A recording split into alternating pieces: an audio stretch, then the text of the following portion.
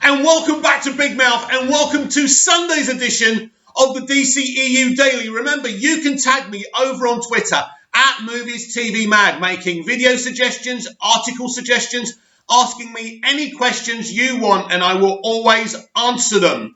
Now, last night, I was really surprised about this, movie media, critics and pundits responded with their opinions and thoughts of Wonder Woman 84. Yes, the critics have seen Wonder Woman 84. Now, before I read out a few of them, I want to be really clear here. Now, they are encouraged to be positive about their initial reactions. So no matter how bad a movie's ever been, you'll notice the initial movie reactions are always very positive. Now, they're not encouraged to lie. What they are encouraged to do is take a positive portion of their reviews and then, post those aspects of their reviews. So let's have a look at that. So I think that's important you understand this. And there's always red flags with these reactions. Now listen, I'm a DC fan. I want people to love DC films and TV shows and comics. And, it makes me happy. But I just want you to be aware, my subscribers, my viewers, what really happens with these initial reactions. Right. This is from Brandon Davis. I've seen Wonder Woman 1984. Our Patty Jenkins literally made an 80s movie in every way, making it so unique for today. It feels both bigger than the first Wonder Woman, while simultaneously more contained. Lots of Diana Prince and some epic Wonder Woman moments as Gal Gadot literally soars. And so Brandon Davis is a very positive critic, so I think he genuinely enjoyed the movie. It'd be very interesting to get his full review. So then we've got Luke Bug, Geek as Steel. He's a big Superman fan. I was invited by Warner Brothers to see an early screening of the new Wonder Woman film yesterday, and I'm still smiling. Wonder Woman 1984 is the film the world needs right now. No matter what side screen you get to see it on, I'll be sharing some non-spoiler thoughts very soon. Now, this is Jim Vejvoda from IGN. This reaction is a red flag that he didn't actually like the movie. Take a listen to this. I saw Wonder Woman 1984 yesterday. It was a lot of fun and has a very heartwarming and hopeful message that, frankly, we really need this year. That's a very short and sweet reaction. That means he didn't like the movie, and you're going to see it in his full review. And we will look at his full review to see if I'm right or wrong. Eric Eisenberg. Huge news. Wonder Woman 84 is fantastic. The story is excellent and has a great timely message. I hate it when they say that. Anyway, it packs in a ton of surprises. Yes, it does. And amazing work is done with both Cheetah and Max Lord. Wig and Pascal are both stellar. Get hyped because it's the real deal. So basically, Eric Eisenberg liked this movie. There's no question about that. You can see in the tone and the way that he speaks. Now, Brandon Davis returns with these thoughts. Pedro Pascal and Kristen Wiig are the highlights of Wonder Woman 84. For me, I agree. Pascal goes all in on a wild portrayal of... Pascal goes all in on a wild portrayal of Max Lord, a conflicted but vile villain. Yep. Wiig's Cheetah evolution throughout the movie is heartbreaking yet epic. We need more. Now, I want to talk about what Brandon said about Wiig's Cheetah. This is very true. Months and months ago, I gave a small little non-spoilery reaction here on Big Mouth to Wonder Woman 84, and I said, very similar to the Clark and Lex relationship in Smallville. It starts off very sweet, very friendly, but then she becomes very bitter and jealous towards Diana. So yeah, that's bang on. Yesterday, I was invited by WB Pictures to see Wonder Woman 1984. And what I can say is that I didn't expect to be so moved, laughed so much, and fill me with love and hope. If No Man's Land scene made you cry, get ready, because there is a scene just as powerful. So happy for DC, yet genuinely likes it, and he's right. There is another powerful scene that may top no man's land for you. And we will react to that in my full spoiler review. Megan Damore, honoured to have been among the first press to see Wonder Woman 1984. I enjoyed the first film, but I loved Wonder Woman 1984 even more. Although I wish we'd gotten the chance to see it earlier, a chance to see it earlier, the movie came out at possibly the perfect time for its hope, optimism, and message. God, I hate when they go on about messages. They're obsessed, aren't they? Dr. Movie News, happy to report that early reactions for Wonder Woman 84 are overwhelmingly positive. They're calling the film more epic in scale than the first, uplifting, visually stunning, and urging people to see it on the biggest screen possible. Pascal and Wig are the big standouts. Again, I agree. Right. And so, again, when they talk about early positive reviews, they're always positive. But you can always tell if they're all very brief. These are not brief. A lot of people genuinely like this film. I genuinely like this film. But here's the thing. When you get the full reviews, there's a few people who are going to have a lot of negative things to say because as one of the reactions says, there are a lot of surprises in this film. So those surprises will captivate and divide the audience for sure. There's no question about that. Be prepared. This is from Luis Fernando. Early reactions for Wonder Woman 1984 are out. Early viewers praise Wonder Woman 84 for taking it to another level, for great performances of the whole cast, and for delivering one of the best comic book movie sequels yet. For emotional, heartbreaking, epic moments all over. I think many will agree with them. I do. Let's see if we got any more. I think that's it. No, we got more here. Stephen Waintraub. Now, he's from Collider, if I remember. Yesterday, I saw Wonder Woman 1984 in an IMAX theatre. Was my first time seeing a movie in a theatre since the pandemic began. No matter what system you have at home, nothing will ever replace the magic of seeing a movie on a huge IMAX screen. Can I just say, Stephen? Can I just say something?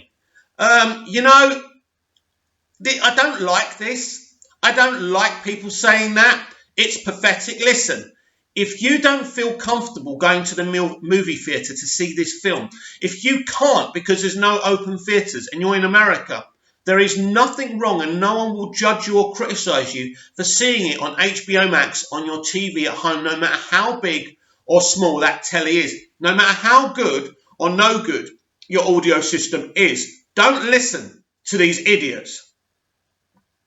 Let's see if we got any more. Right, let's look at this article about Wonder Woman 84. This says director Patty Jenkins straight up made an 80s movie in every single way with Wonder Woman 84. So this is from comicbook.com. Wonder Woman 1984, Patty Jenkins really made an 80s movie. Wonder Woman 1984 is not only set in the year of 1984, but it sends its audience to such a time period during their viewing. The film is set to be released in movie theatres and on HBO Max later this month, giving DC Comics fans their first fix of movies since Birds of Prey earlier this year. However, it's the follow-up to the hugely successful and widely beloved Wonder Woman of 2017, with director Patty Jenkins re-teaming with star Gal Gadot to bring the iconic character back to the big screen.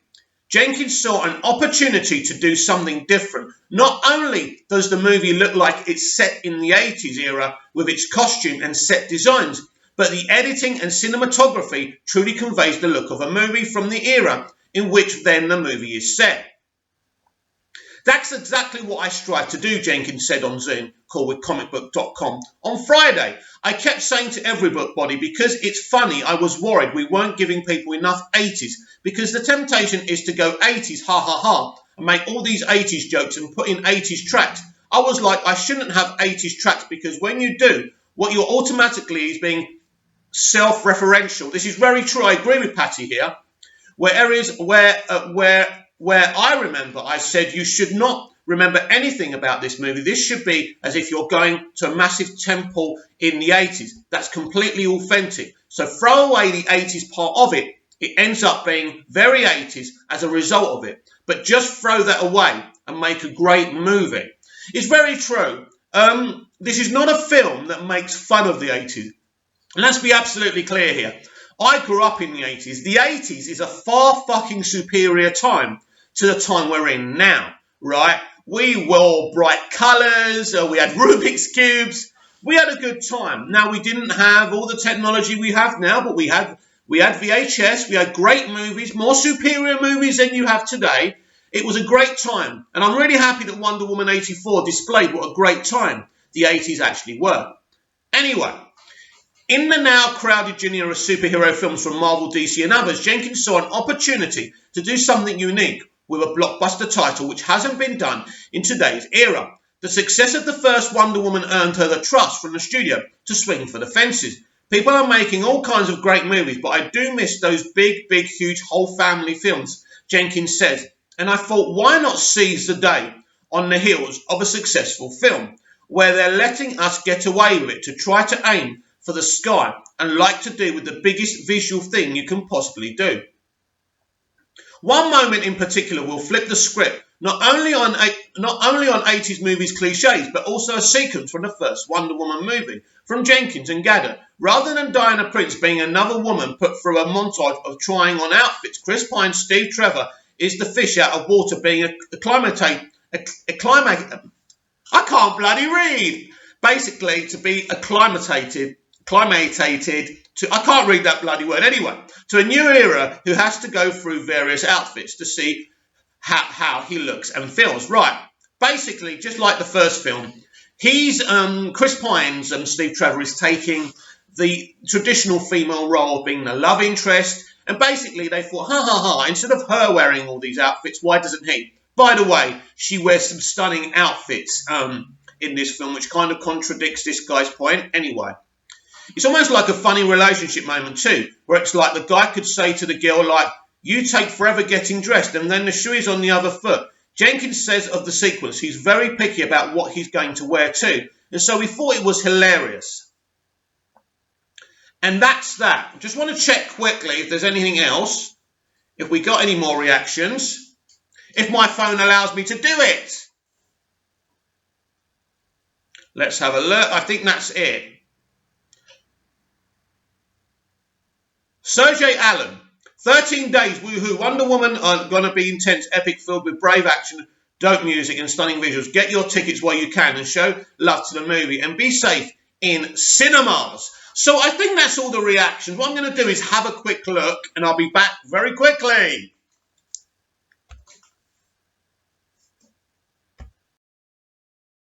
Now, I think that's all the reactions. I'm sure there's more on the internet if you want to have a look, but I think I've read out most of the important ones. So very, very positive. Most people loving it. But staying on Wonder Woman 84, there's a great article here by Jennifer Lennon of Screen Rant. Wonder Woman 1984's Maxwell Lord is partially inspired by Nicolas Cage. And you know, when I watched this film, it's pretty obvious. Now, by now, you realise that Pascal's performance in this is on another level. One of the great DC Extended Universe villains. He really is. He's, as one of the people said, conflicted and vile at the same time. His motivations are brilliant. He plays it so well. And I just want to say about Pedro, he's a great actor. You see him on The Mandalorian, making you care about him and his relationship with Baby Yoda. Coming from, he's hidden behind a mask. It's amazing. Anyway, Pedro Pascal, who plays infomercial King Maxwell Lord in the upcoming Wonder Woman 1984, says his performance is inspired by Nicolas Cage. Pedro Pascal has revealed Nicolas Cage partially inspired his performance in Wonder Woman 1984. The upcoming sequel to 2017's Wonder Woman fast forward 66 years from the first movie, catching up with Diana Prince, Gal Gadot, as she works at the Smithsonian Museum in Washington, D.C., with Barbara Ann Manova, Kristen Wiig. Those are some of the only concrete details that have been released so far. There are still a lot of unknowns, like how Steve Trevor, Chris Pine, comes back from the dead, how Barbara turns into the villain Cheetah, and what exactly Maxwell Lord Pascal, a characteristically sleazy business mogul and media personality, is up to. Now, I just want to say this because someone actually touched on this in your reactions, and I can say this now, that the way Chris Pine returns is totally feasible in the narrative, and you're not going to say this is stupid. It works. A lot of reactions will be heard he was going to be back in this film, How stupid. How can this be possible? Doesn't it take away from his sacrifice, which is always an issue within storytelling? We had it in The Rise of Skywalker, bringing back Palpatine it dilutes Darth Vader's, heroic moment when he throws him into the incinerator or whatever that was, right? So, Lord hasn't received much screen time in any of the numerous Wonder Woman 1984 trailers.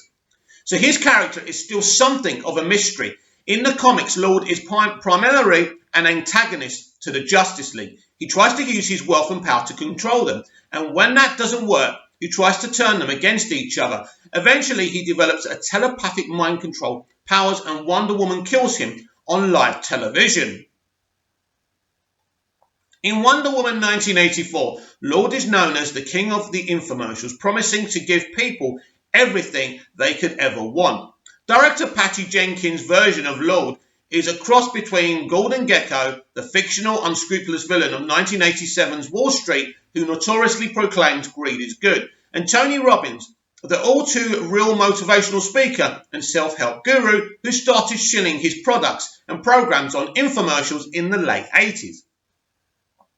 Screenwriters David Callum, Jeff Johns and Jenkins might have drawn inspiration from Gekko and Robbins while writing and crafting Lord's character, but Pascal channeled another figure to help bring Lord to life, Nicolas Cage. Pascal told Entertainment Weekly Cage inspired his performance in one specific scene, adding, "With Wonder Woman, Gal Gadot and Kristen Wiig are doing the action, baby, and I'm doing the schmacting. I am hamming it up."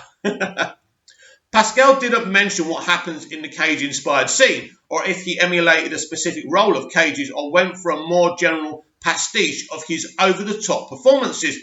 Lord's narcissism and pursuit of wealth do call to mind one of Cage's early roles, through Peter Lauer, in 1989's Vampire's Kiss. In one of Cage's most unhinged performances, he embodies a literary agent with a work hard, play hard attitude, who's slowly losing his mind, causing him to believe he's turning into a vampire. This leads to some of Cage's best overacting, as he spews holier-than-thou vitriol that frequently does not make sense. Admittedly, the whole mentally ill vampire part is pretty far removed from Lord, but the excess and the self-absorption of a particular kind of career-driven man that could only have existed in the 1980s is the same.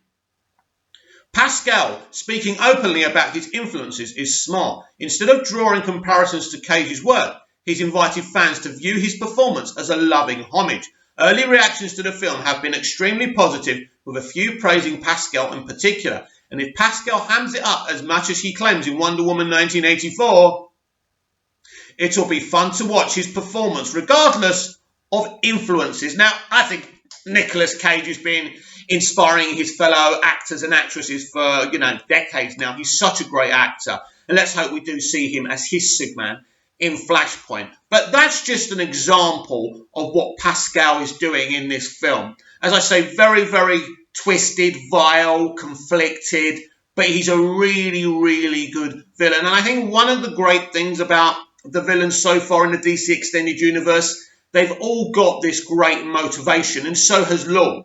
You can look at Zod in Man of Steel, in Luthor, in BVS, again, Suicide Squad, what's going on with that? Obviously, not the same, maybe some issues there with the villain, but obviously Wonder Woman 2017, and so on and so forth. I think the villains have been pretty good. And then you've got Shazam as well. I think they had a great villain in that film. Dr. Sivana was absolutely fantastic, and his motivations are clear from the very opening of the film. So he really is a great villain, as is Kristen Wiig as Cheetah. That is a really epic, hardcore, heartbreaking story that character goes through. So that's it. That's Wonder Woman 84. They're your reactions. Right now, you have to prepare yourself for this movie. It's so good. It's being released. So you can all see it, so we can finally all talk about it. And just remember, everyone, you may look at my subs and views and say they're not very high, but just remember who got to see this film twice before any of these critics.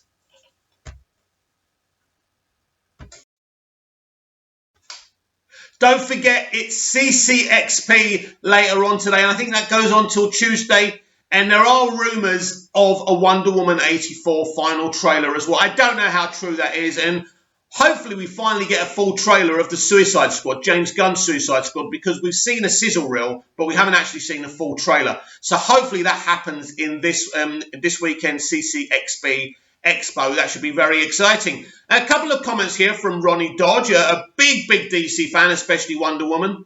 So I saw some saying it's the best Hans score that they heard. I'm very excited. Yes, Ronnie, the Hans Zimmer score is stunning. As I said to you yesterday on Twitter, I don't like saying one thing's better than the other. This is one of his strongest scores. I mean, Hans Zimmer is the master. You know, him and Junkie XL are the best, especially for superhero movies, especially for DC. And it really is a compelling score. You're really going to enjoy that.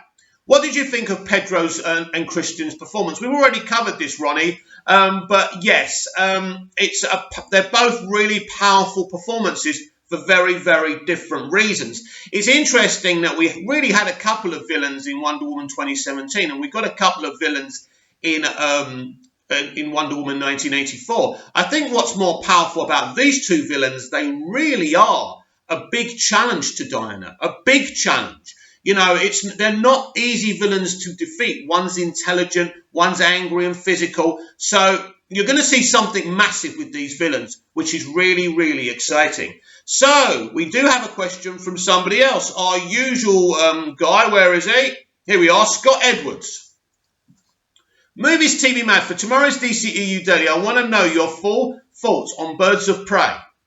Positive and negative. I thought it was a really fun movie. And that is your priority, Scott. But I'm going to tell you, I've told you guys on this channel before what I think of this film. This came out earlier this year. This year was supposed to be the big year for the female DC superhero. We were very excited before we heard the pandemic was coming. This film made, let's just put it, a little bit of bank, right? This made more than what it cost. It did okay. You know, critics and media are saying that Warner Media wanted to make more. Probably did.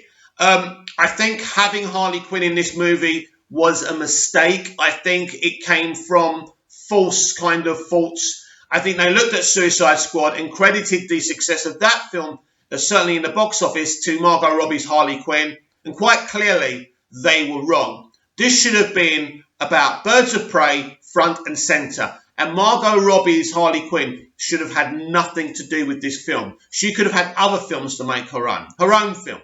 And, you know, she's going to be in James Gunn's The Suicide Squad as well. But this was the wrong thing to do. Because instead of making this a Birds of Prey movie where you get to know these characters, which we do, a little bit, but not enough. They're standing behind Margot's Harley, not beside her. That's another big problem. You know, Harley Quinn shouldn't have been in this movie. And I think it's a wasted opportunity. I hope we see these Birds of Prey characters and actors playing them again. I think personally we will. But Harley cannot be involved with these characters again. That's just my opinion. It's a perfectly serviceable film. I've seen it, once? I can't remember hardly much about it. So it's okay. The negative, of course, as I've mentioned before, this is a feminist movie about feminist themes, about men taking credit for women's achievements. Now, is it wrong to? I don't necessarily think it's wrong. It's just boring. It's just not why people go in to watch superhero movies with their timely themes and messages. And as I said before, Hollywood is now run by, you know, alt-left politicians, and that's the problem. They'd rather put these timely messages in than actually give you something to enjoy. So for me, the film's narrative was all wrong. The only positive thing about it really is Ewan McGregor's Black Mask. He was brilliant. But again, the whole thing about that character was he's supposed to be a toxic male. And there's lots of toxic masculinity moments in this film to display how terrible us men are. So as a man going to see this, you sit there and it just spoils your enjoyment. I don't think it's educating anyone. I just think it's triggering people. And it didn't really cause much of a trigger either. Most people just said, all right, it's an okay movie, but they didn't go back for a second time, and that's why the box office was quite low. Still made a profit, by the way. So they are my thoughts on Birds of Prey. Something that should have been so good simply wasn't. Comment down below, like, share and subscribe, and I'll be back tomorrow with even more DCEU Daily. See you again soon.